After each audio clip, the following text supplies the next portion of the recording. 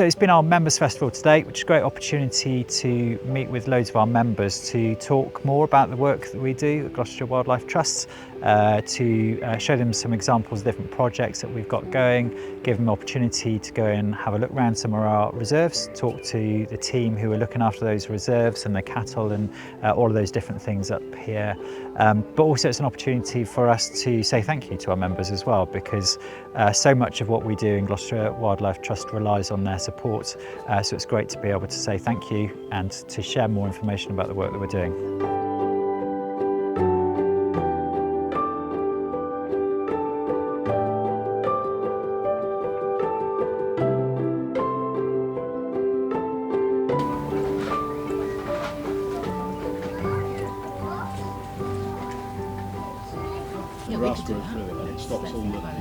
It's been really interesting.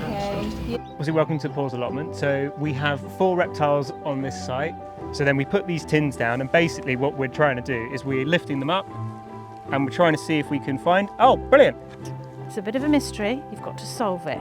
So you've got to follow the arrows, and each time you come to a clue, you try and guess what it is, and then you keep following the arrows and you'll find another clue, and then another clue. This is the dormouse monitoring station. But there they are, look, they're gorgeous little things. Oh, cute. Thank you very much. And we bung the hole up with a little dormouse duster and very carefully lift the lid. And if there are any dormice in there. This is just all the information about the different engagement projects that we run. We'll do one thing, which is all about engaging with people who aren't currently engaged with environment or wildlife at all, so people for whom it's not really on their radar. Okay. So just starting to encourage people to... How do we use those grants with landowners to plant more trees? All flooding into the rivers, which is damaging for the wildlife. So if we can hold back as much water as possible. Well, that idea I like too.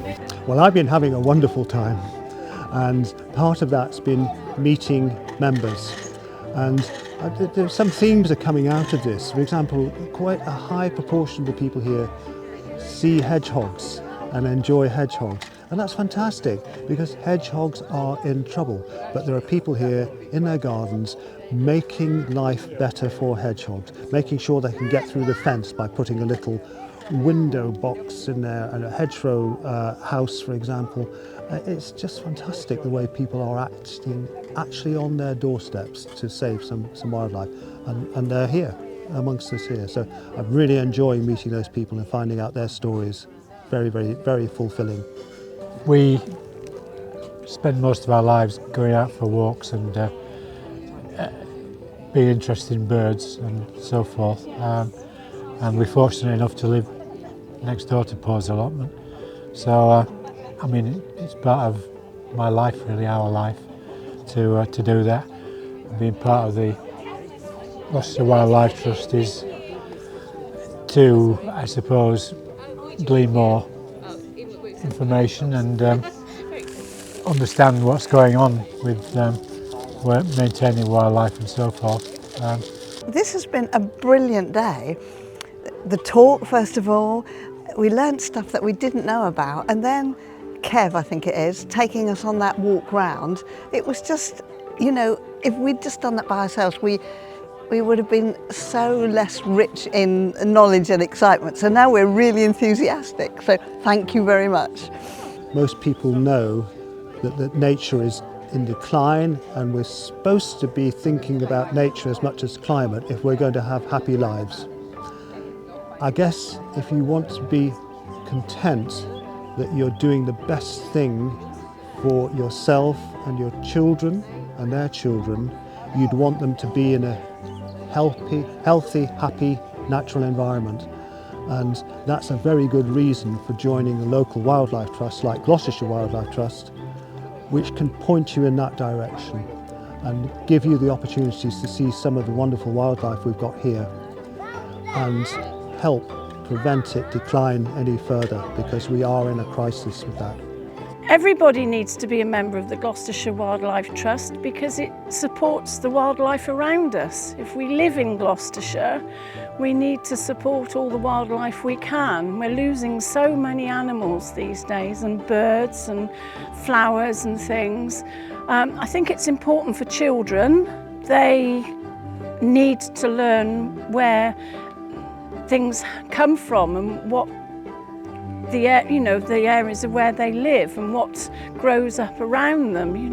One day I heard a mother say to her children, "Oh, look at those pretty yellow flowers." Well, they were daffodils. The mother didn't even know what a daffodil looked like. If you were thinking about becoming a member of the Wildlife Trust, just think about the value of that membership in terms of how better you'd be informed about what's going on in your county in terms of reducing climate change, damaging impacts, in terms of halting and reversing declines in wildlife, and then also actually allowing you to get to take meaningful action for nature. And I can't think of a better way of doing that. Everybody should be a member of the Wildlife Trust. Would you like to come to next year's festival?